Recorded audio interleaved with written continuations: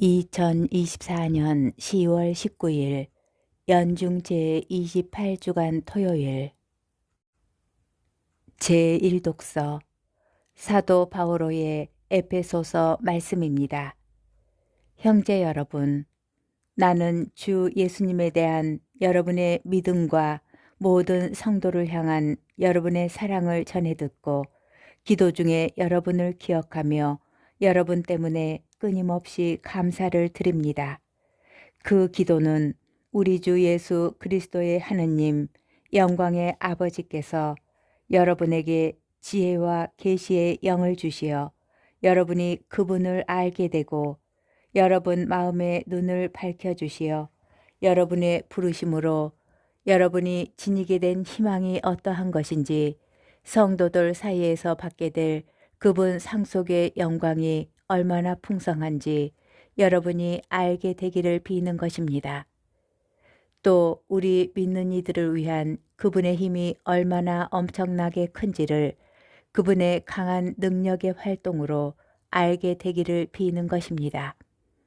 하느님께서는 그리스도 안에서 그 능력을 펼치시어 그분을 죽은 이들 가운데에서 일으키시고 하늘에 올리시어 당신 오른쪽에 앉히셨습니다. 모든 권세와 권력과 권능과 주권 위에 그리고 현세만이 아니라 내세에서도 불릴 모든 이름 위에 뛰어나게 하신 것입니다. 또한 만물을 그리스도의 발 아래 굴복시키시고 만물 위에 계신 그분을 교회의 머리로 주셨습니다. 교회는 그리스도의 몸으로서 모든 면에서 만물을 충만케 하시는 그리스도로 충만해 있습니다. 주님의 말씀입니다. 복음, 루카복음 12장 8절에서 12절의 말씀입니다. 그때에 예수님께서 제자들에게 말씀하셨다. 내가 너희에게 말한다. 누구든지 사람들 앞에서 나를 안다고 증언하면 사람의 아들도 하느님의 천사들 앞에서 그를 안다고 증언할 것이다. 그러나 사람들 앞에서 나를 모른다고 하는 자는 사람의 아들도 하느님의 천사들 앞에서 그를 모른다고 할 것이다. 사람의 아들을 거슬러 말하는 자는 모두 용서받을 것이다. 그러나 성령을 모독하는 말을 하는 자는 용서받지 못할 것이다. 너희는 회당이나 관청이나 관아에 끌려갈 때 어떻게 답변할까? 무엇으로 답변할까? 또 무엇을 말할까? 걱정하지 마라. 너희가 해야 할 말을 성령께서 그때에 알려주실 것이다. 주님의 말씀입니다.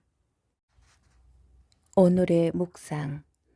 회당이나 관청이나 관아에 끌려가게 된다면 미리 걱정하지 않을 수 있을까 생각하다 보니 예수님 시대에는 사람들 앞에서 예수님을 안다고 증언하는 것이 지금보다 훨씬 위험하고 어려웠겠다는 생각이 들었습니다. 회당을 말하는 것은 아직 로마인들이 그리스도교를 박해하기 전에도 유다인 출신으로서 예수 그리스도의 복음을 받아들인 이들은 회당에서 쫓겨나고 박해를 받았기 때문입니다. 예수님께서는 나자렛 회당에도 가셨고 예루살렘 성전에도 가셨으며 사도행전에는 사도들이 성전에 기도하러 가는 장면이 나옵니다. 그러나 시간이 조금 더 지나면 그리스도인들은 유다교 회당과는 분리되고 배척을 받습니다. 로마의 박해도 곧 다가옵니다.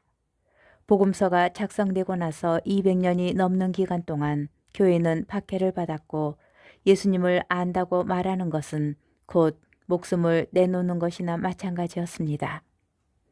우리가 알고 있는 순교자들을 기억하여 봅니다. 그들이 잡혀갈 때 무슨 말을 할지 염려하였을까요? 아닐 것 같습니다.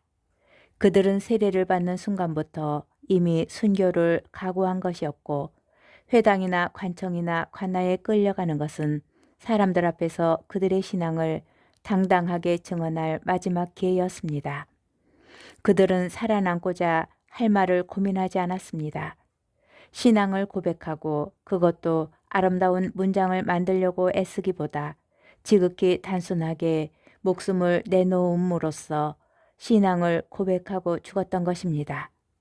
우리가 무슨 말을 할지 염려한다면 그것은 순교자들만큼 우리의 신앙이 절실하지 않으며 우리가 목숨을 보존하고자 전전긍긍하기 때문입니다.